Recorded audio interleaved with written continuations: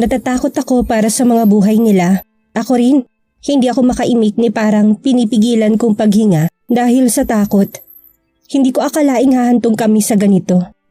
Sir, tama na po. Hayaan na lang po natin sila. Mahina kong saad habang dahan-dahang humawak sa braso niya. Lumingon siya sa akin. Lumamlam ang mga mata niya, ngunit umiling sila. Pinaiyak nilang Reyna ko't hindi ako papayag. Galit na sabi niya habang nakatitig sa kanila. Natatakot ako sa pinapakita niya sa akin ngayon. Parang hindi siyang Joaquin na nakilala ko. Parang iba siyang tao. Nakakatakot, nakakabahala. Sir, tama na po, okay? Okay lang po ako. Umuwi na lang po tayo, sir. Hindi na po kailangang umabot tayo sa ganito, sir. I said almost begging. Hindi naman kasi ganito ang nakilala ko. They are shaking. Kitang-kita kong takot sa kanilang mga mata. Halos hindi na sila makagalaw sa kaba. Nakahawak sa dibdib niya ang ina ni Mark habang nanatili namang hindi gumagalaw si Mark dahil sa takot. Ikaw kaya, lagyan ng pulang marka sa ulo mo. Sa tingin mo, hindi ka matatakot? Siguro kung akong nasa kalagayan nila, matagal na akong nahimatay sa takot. Tanggalin mo to. Sino ka para gawin sa akin to? Hindi to makatarungan. Come on, Danica. Help us. Walang magawang sabi ni Mark. Kita kong takot sa mga mata niya habang sinasabi ang mga katagang yun. Bilib din ako sa taong ito kahit dapat na silang magmakaawa. Ngayon nagmamataas pa. Parang nawala tuloy ang awa ko para sa kanila dahil sa sinabi niya. I changed my mind. Patayin mo na lang pala sila. Wala naman silang kwenta. The coldness in my voice crept through my heart. Nawalang awa ko sa kanila. Naalala ko kung paano nawala si nanay dahil sa kahibangan ko sa isang walang kwentang lalaki. Nak! Naramdaman kong may humawak sa balikat ko, si tatay, ngunit wala akong pakialam. Gusto ko na palang nakita silang nagdudusa sa harap ko.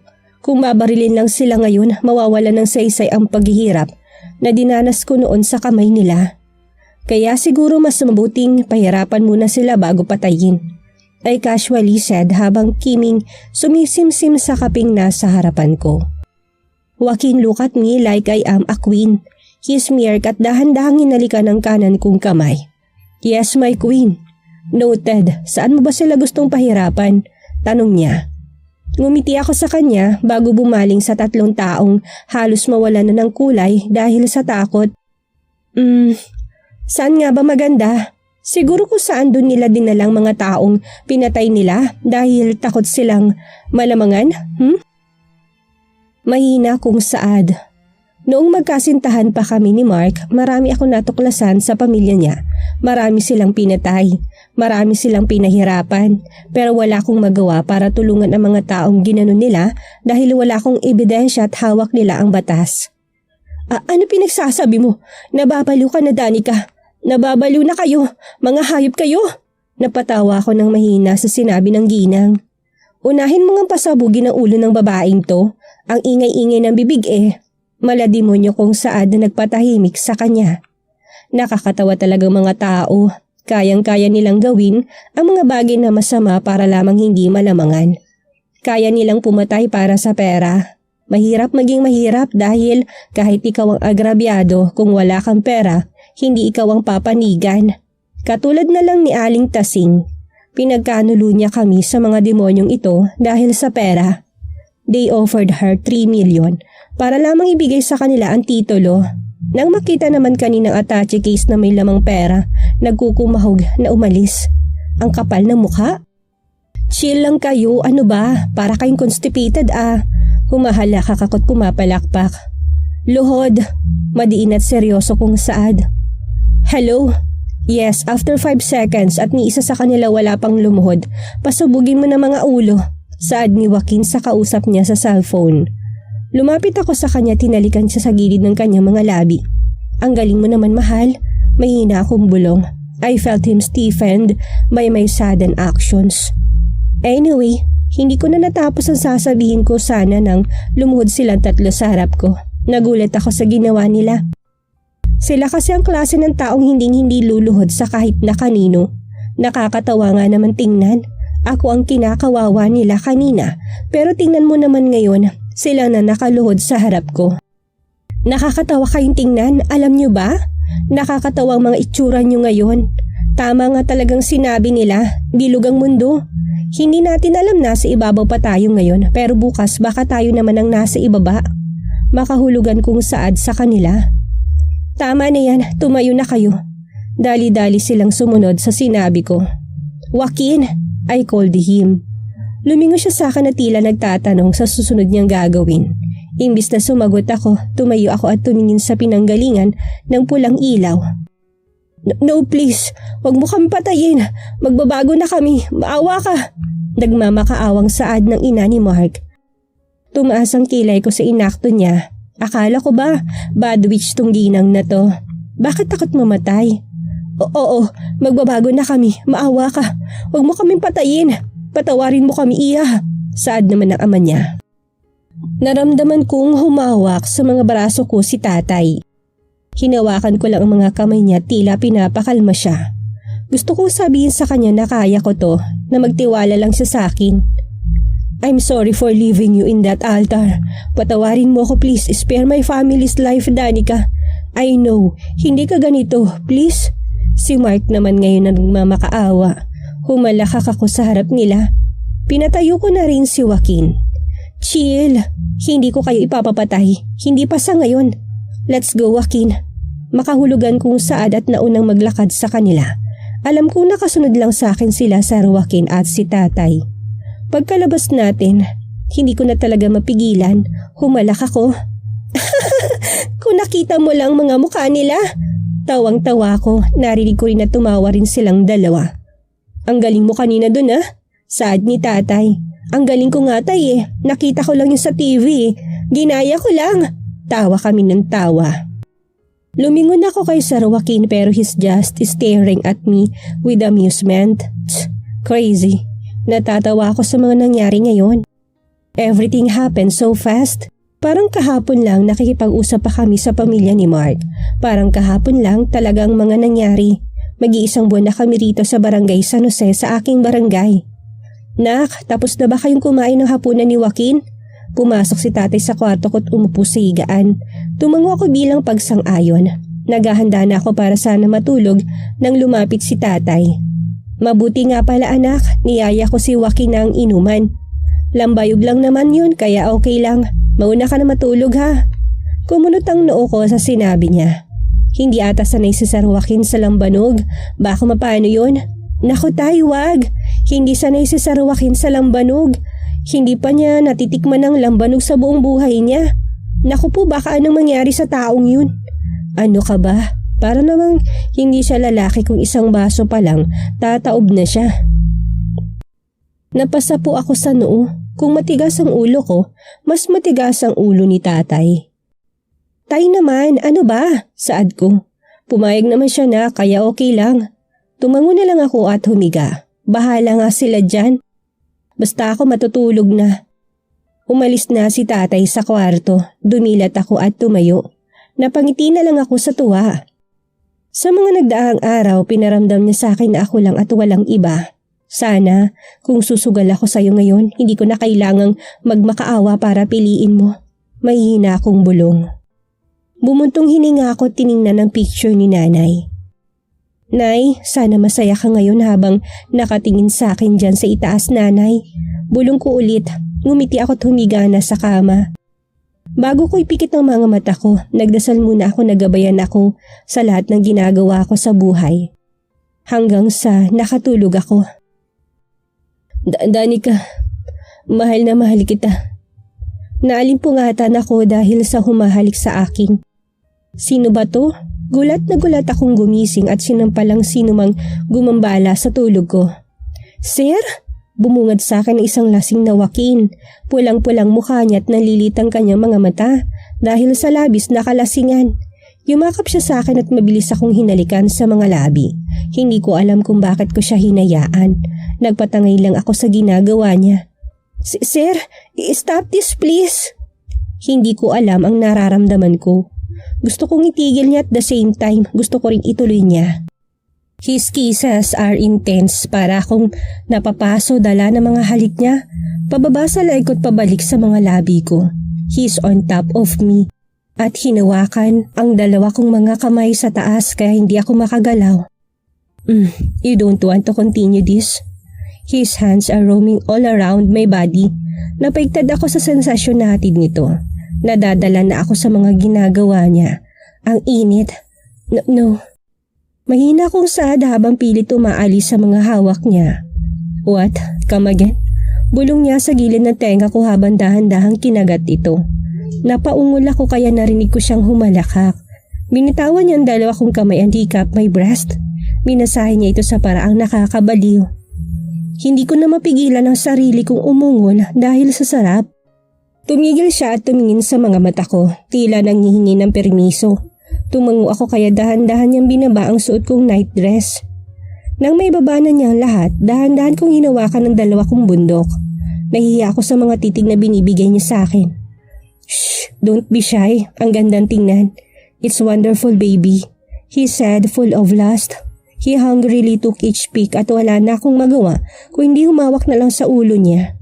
Ah, sir? Yes. Parang napapaso ako sa init ng katawan namin. Parang tumigil ang mundo ko nang dahan-dahan niyang nilagay ang kamay niya sa pinaka-importanteng bahagi ng katawan ko. You ready?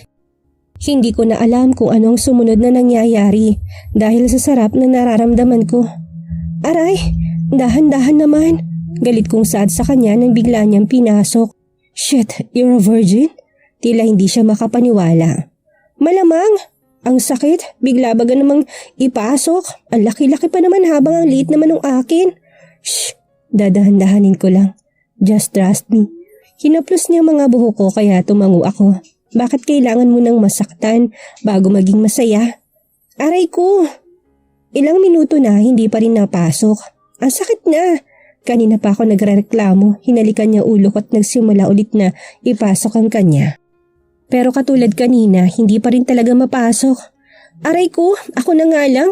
Nagpalit kami ng pwesto at ako naman sa itaas at dahan-dahang ipinasok. Naipasok ko ng ulo. Natiis kong ipasok ito pero parang hindi ko kaya kung lahat.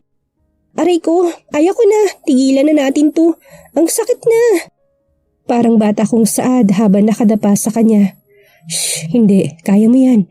Pagkasabi niyang ganun, bigla niyang pinasok ng buo kaya nasampal ko siya. Dahil sa labis na sakit. Ah, sakit! Bakit mo biniglang hayop ka? Ang sakit eh. Bigla baga namang pinasok.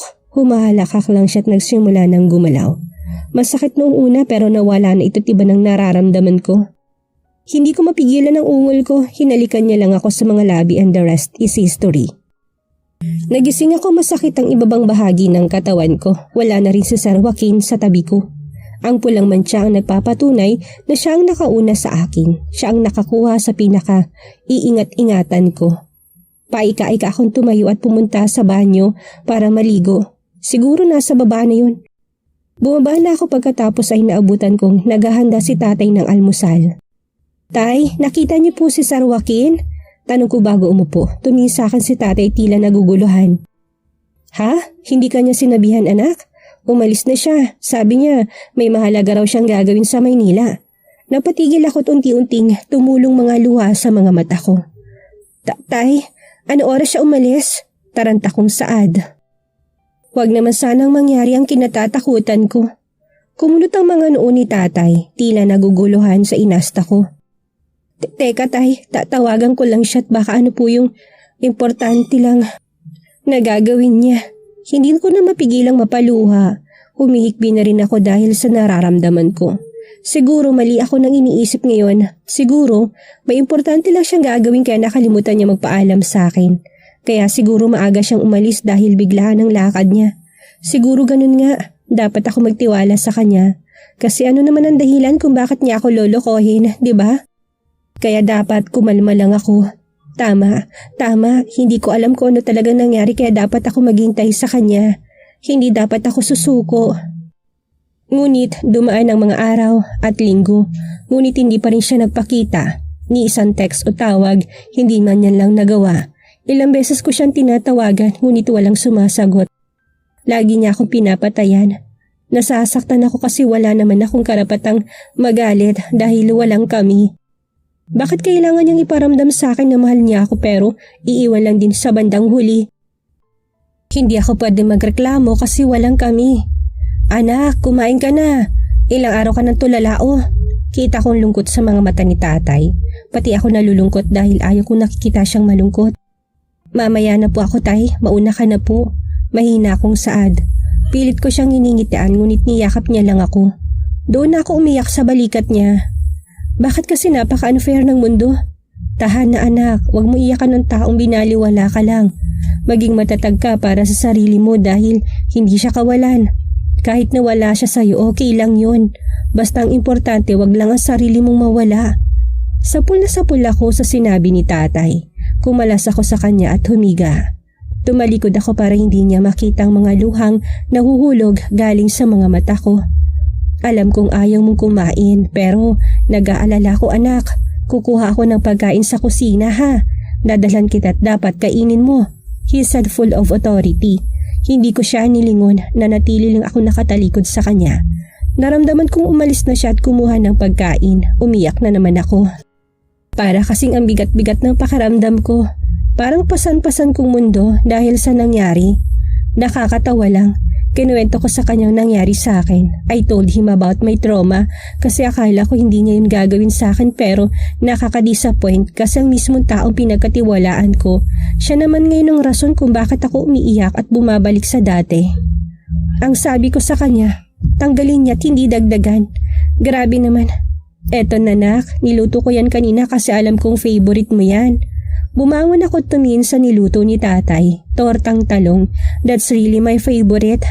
Dati ang saya-saya ko kapag nilulutuan ako ni nanay.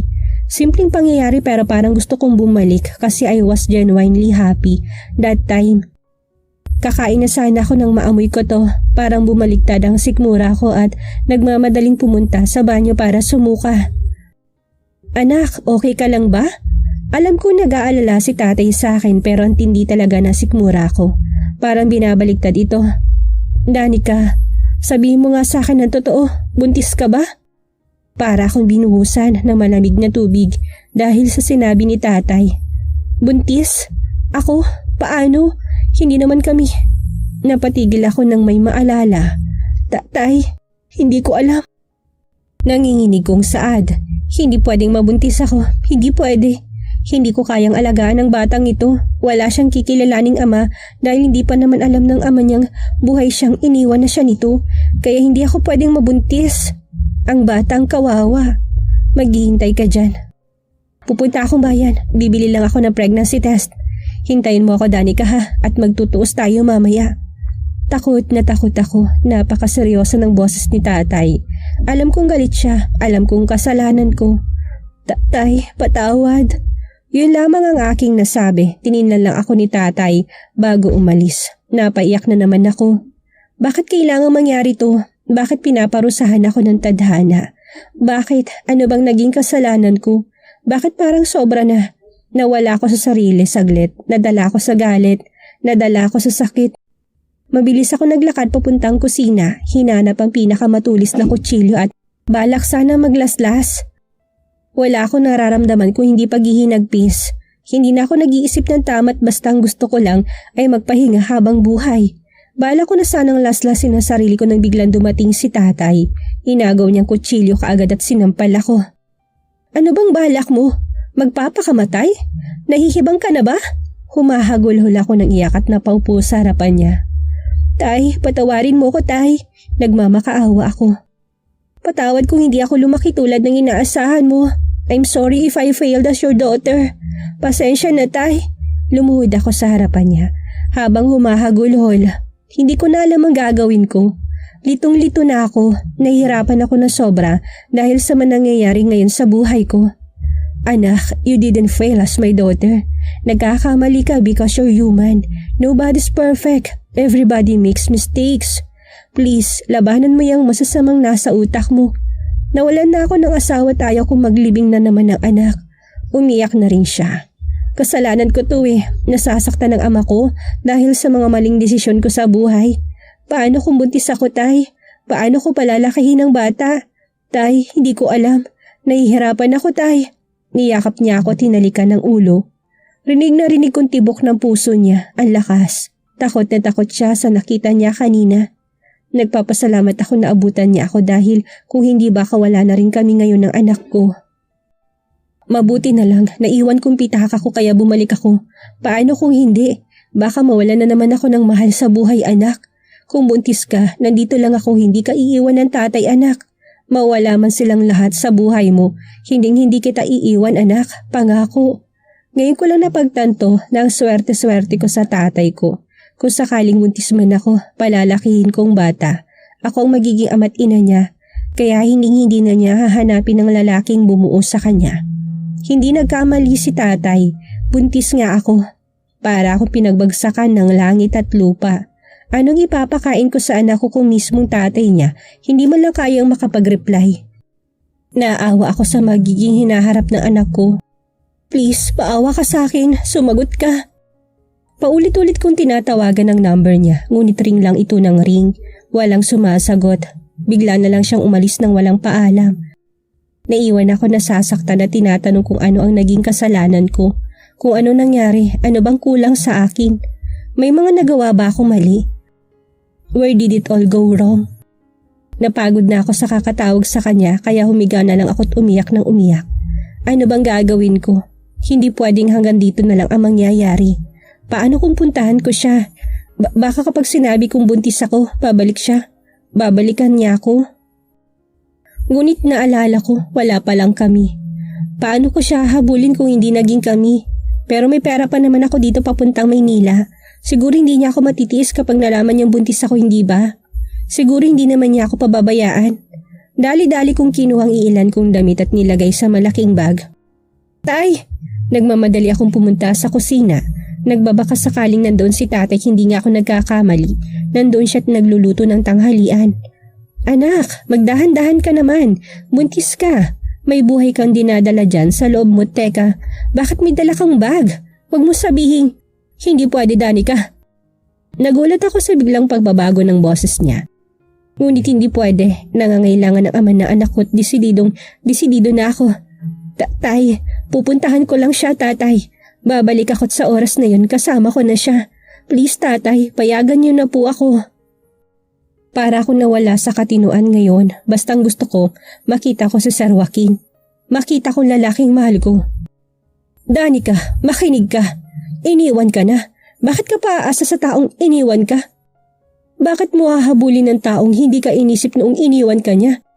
Naglakad-lakad ako sa harap niya. Hindi niya naintindihan eh. Hindi naintindihan ni tatay kaya kailangan ko ipaintindi sa kanya. Tay, may rason siya, tay. Kailangan ko malaman ng rason niya. Mahal niya ako, tay, at babalikan niya ako. Nahirapan kong saad sa kanya. Ang sikip-sikip ng dibdib ko para ako mahimatay. Kanina lang din ako umiiyak. Halos hindi na nga ako tumigil sa kakaiyak mula nung malaman kong buntis ako. Iniwan ka na. Kung totoo kanyang mahal, hindi kanya iiwan. Napatigil ako ng ilang minuto at napaupo. Pilit ko nilalagay sa utak kung sinasabi ni tatay, ngunit hindi ko talaga kayang intindihin. Tumayo ako at naglakad papunta sa pintuan. Kung lalabas ka sa pintong yan, kakalimutan mo may ama ka. Napatigil ako sa sinabi ni tatay. Sumikip ang dibdib ko kasabay ang pagtulo ng rumaragas ang luha sa mga mata ko. Tatay ko siya. Bakit niya sasabihin sa akin ang mga bagay na yan? Bakit niya ako itatakwil? Pwede naman niya ako suportahan na lang. Tay, bakit naman ganyan? Lumingon ako sa kanya, tinanong ang mga bagay na yon. Nakita kong tumulong mga luha sa mga mata niya. Nasasaktan siya para sa akin. Nasasaktan siya sa mga nangyayari sa amin ngayon. Kasi ayaw kong mawala na naman ng mahal sa buhay, anak. Maawa ka, wag mo kong iwan. Dito ka lang kay tatay, ha? Sabay nating palalakihin ng apo ko.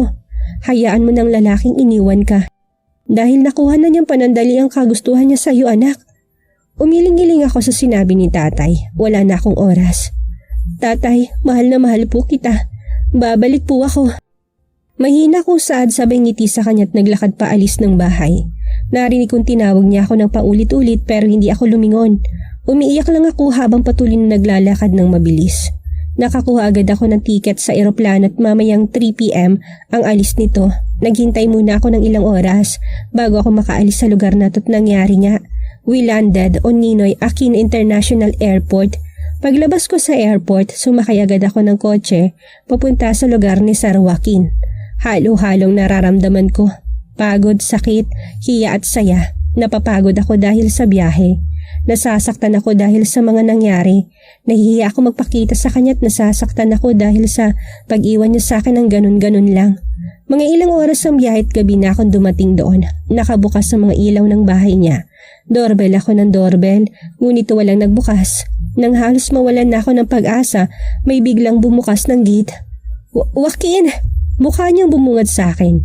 Gulat na gulat siya at pagkakita sa akin na tila takot na takot. What are you doing here? Halos pabulong ngunit pagalit niyang saad. Parang ayaw niyang makarinig, ngunit pinag-aawayang bahala ko lang ang lahat ng yon. May kailangan kang malaman, Joaquin. Masaya kong saad sa kanya kahit tumutulo ng mga luha ko. Hindi siya makatingin sa akin. Please, wipe your tears. Seryoso niyang saad. Nag-aalala siya sa akin, alam ko yon. Dati ayaw niya ako nakikitang umiiyak.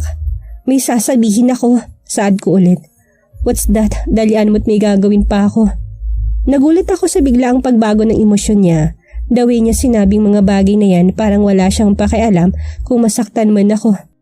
Sinasagot na kita. Mahina akong saad. Tumiti siya sa mga mata ko tila natatawa.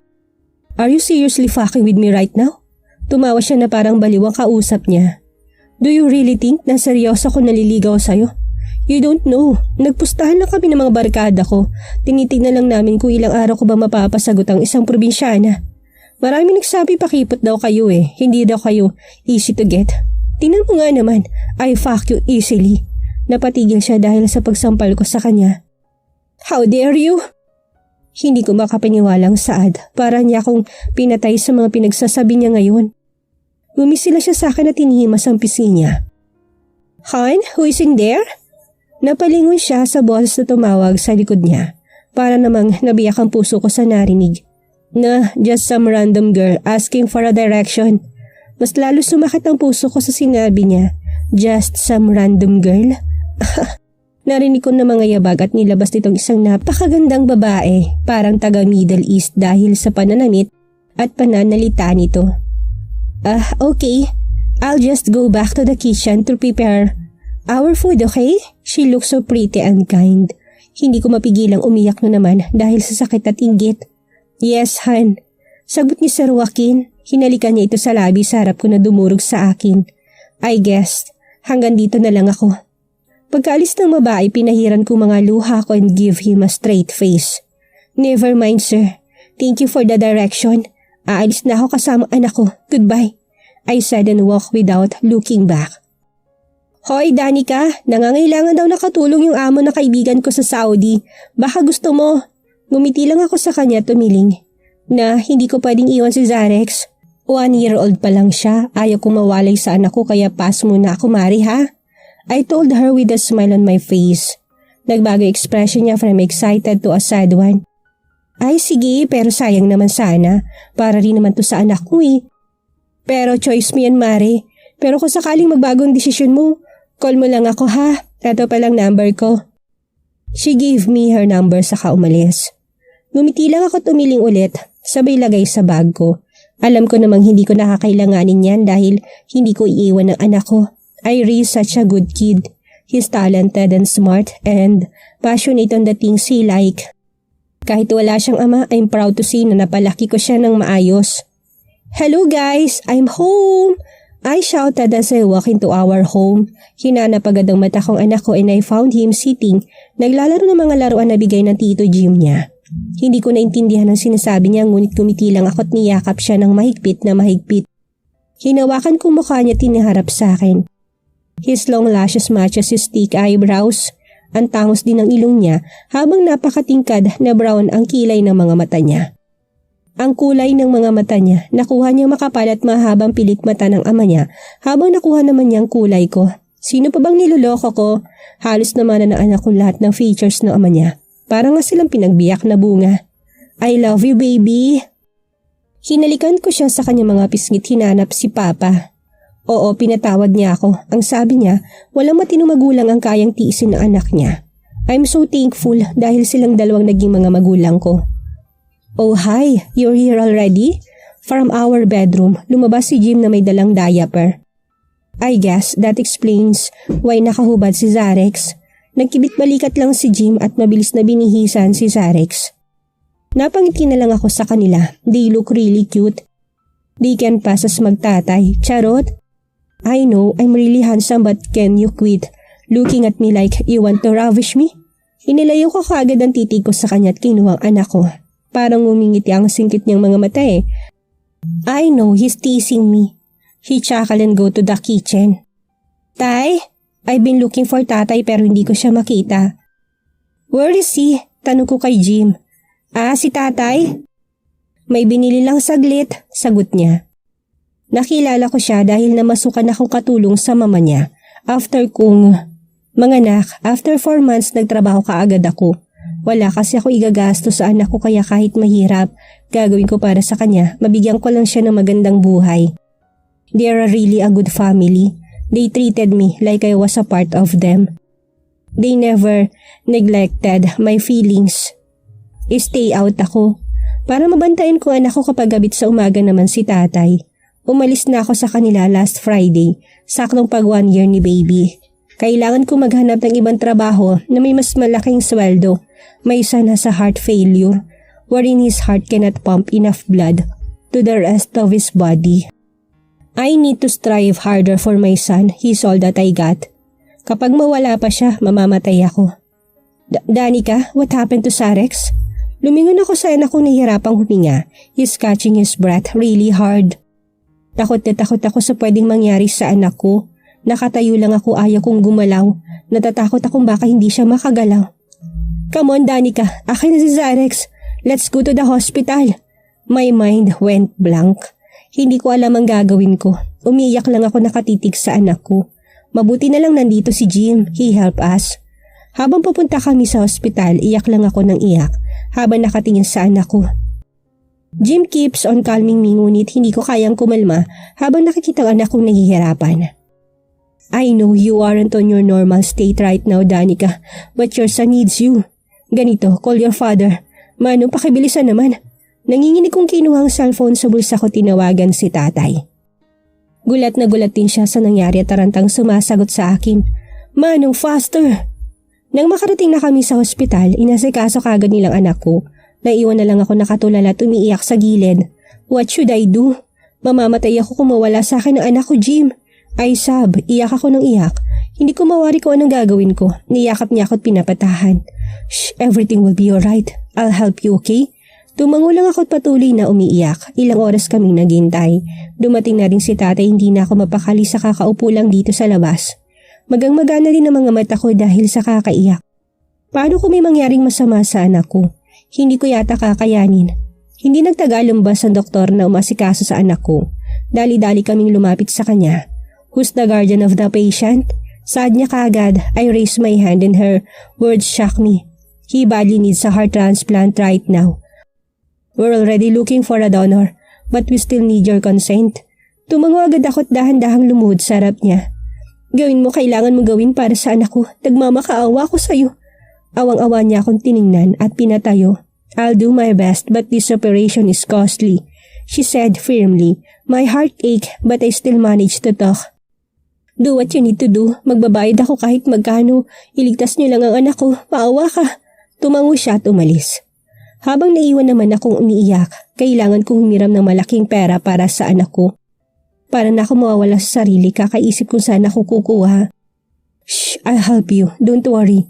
I know someone, Jim said para ako nabuhayan ng loob dahil sa sinabi niya. Sino? Hinawakan niya mga kamay ko, tinitigan sa mga mata. Patawarin mo ko ha. I'm just doing him a favor. What does he mean by that? Dinala ako ni Jim sa isang hindi familiar na kondo. I've never been on this place before. Sumunod lang ako sa kanya hanggang sa dumating na kami. Good morning, Tito. She's already here. Nagulat ako kung sino tinitukoy niya. Tito Jamad? Anong? Magkakilala kayo? Ano nangyayari? Nalilito ako. Nasa harap kong ama ni Joaquin at naka-wheelchair siya. Anong nangyayari? Bakit sila magkakilala ni Jim? Nalito ako. Iya, katulad ng dati ang cold pa rin ng boses ni Tito Jamad. Authoritative and bossy. Parang may laging iutos na dapat mong sundin kaagad. Hindi pa rin pala siya nagbabago. Nakakatakot pa rin kung umusta except na lang dahil naka-wheelchair siya. Where is tita? Tito, uuwi na po ako. Dali-dali akong tumalikod, ngunit hindi ko na mabuksan na pintuan at wala na rin si Jim. I hate this betrayal. Lagi na lang akong ginaganito ng mga pinagkakatiwalaan kong tao. Please, buksan niyo po ang pinto. Kailangan po ako ng anak ko ngayon. Hindi po ako nakikipagbiruan sa inyo. Sad kong walang emosyon tinig. Ayaw kong dumating sa puntong mawalan ako ng respeto sa kanya. After all, naging mabait siya sa akin. I'm sorry if I went this far, Iha. I just wanna talk to you. Hindi ko naintindihan kung bakit kailangan pa kaming umabot sa ganito. Ano po bang sasabihin niyo? Tapos na po kami na anak niyo. Ay teka, hindi po pala naging kami kaya nakapagtataka kung bakit gusto niyo ako makausap. Alam ba niya may anak kami ni Joaquin? Kaya niya ako gusto makausap kasi gusto niya kunin sa akin ang anak ko? No, magkakamatayan muna kami bago niya makuha sa akin si Zarex. I'm here for my grandson, Iha. He said in a stern voice. Ang lakas ng kabog ng dibdib ko at may namuon na namang sakit at galit sa puso ko. Dala na sinabi niya, kung sa tingin mo makukuha mo sa akin si Zarex, nagkakamali ka. Mamamatay muna ako bago mo makuha ang anak ko sa akin, kaya palabasin mo na ako dito. I shouted. Pinalabas kong lahat ng galit ko, ang puot at sakit dahil sasabog ako kung hindi ko ito mapapalabas. Akala ko magagalit siya dahil sa pagsigaw ko, ngunit tumawa lang siya. Napakunot noo ako. Chill, Iha, hindi ko kukunin sa iyong apo ko. As you can see, anak si Jim na kaibigan ko. I told him to keep an eye on you hanggang sa nakita niyang naghahanap ka ng trabaho pagkatapos mong manganak. Kaya his mother offered to hire you. Sa puntong yun, mas madali ka niyang mababantayan. They treated you as a family, right? Hindi ka nila tinuring nakatulong at hindi ka nila pinapagawa ng mga mabibigat na trabaho. Ngayon ko lang napagtanto ang lahat, pero bakit niya to ginagawa? Anong gusto niya mangyari? Bakit mo to ginagawa? Mahina akong saad, gulong-gulo na kasi ako. It's because I'm doing this for my son. He suffered because of me. He sacrificed everything for me, including you. Nang marinig kong pangalan ni Joaquin, biglang bumalik sa akin ang mga alaala namin kung paano niya pinakitang mahal niya ako hanggang sa pinagtulakan niya ako, kaya bumalik na naman ang galit ko sa kanya. What do you mean? That came off as a statement and not a question. He quickly looked away, hindi makatingin sa mga mata ko. Kailangan niya magpakasal sa anak na pinagkakautangan ko dahil kung hindi, they'll kill me. But no. Hindi kami na-bankrupt. Utang ko yun noong nagsisimula pa lang ako. Hanggang sa naging empire ang business ko, but they doesn't want money. They want my son. Tumigil muna siya bago tumawa ng mahina. Dapat bang maniwala ako sa kanya? Nalilito ako. Litong-lito ako. Mautak din ang mga Arabong yun. Ayaw nila sa pera. Gusto nilang anak ko dahil alam nilang once na maging mag-asawa na si Joaquin at ang anak nila, magmamerge ang mga business namin. Lalong lalakit lalago. It was a good idea but Joaquin was in love with you. But he sacrificed it for me. Sasabihin na natin I can pay for my security. But you can't. Napatigil ako. What does he mean by that? Anong ako? Anong ibig mo sabihin? Tanong ko. They'll kill you. Nalaman nilang ikaw ang kinababaliwan ni Joaquin. They can't get me. And Joaquin's mother kaya naghanap sila ng ibang target. And they found you. Kung alam mo lang ang dinanas ni Joaquin just to save you. He's teary-eyed. Hindi ko alam kung ano mararamdaman ko. Iniwan ako ng anak niyo. I was pregnant that time. Pero hindi ko malang nasabi sa kanya dahil sa ginawa niya. I suffered enough. Gid ko. I know, but he didn't know that you were pregnant that time. Siguro kung alam niya, baka hindi ganito nangyayari ngayon.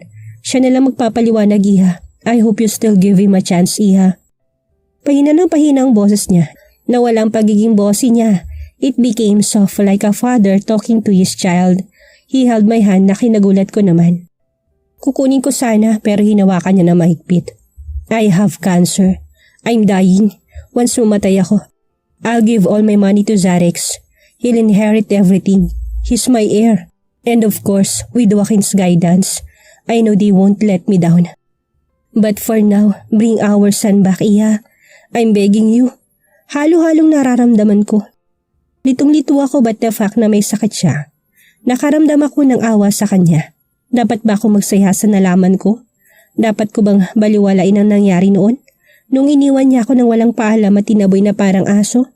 I'll shoulder all the hospital bills of my grandson. Pagkatapos ng operasyon, please bring back my son. Back to us, Iha. Please, I'm begging you. He's already crying. This is my first time seeing a tough man cry. What really happened to Joaquin? Where is he? Lumayo ko sa kanya at nag-iisip. Bakit ikaw lang ang nandito? Where's Joaquin? Where is Tita? Tanong ko. My mind is full of curiosity right now. They're in Dubai right now, in our mansion, at umalis muna ako para tamang pagkakamali ko. That's all I want to say, Iha. Sagot niya sa tanong ko, lumingon ako sa pintuan at kita kong bukas na to. Pag-iisipan ko, walang emosyon kung saad. Please, once you see him, don't be afraid of him, Iha. He changed siya lahat. Pain and hatred, change him. Hindi ko siya pinansin at tumalikod na para umalis.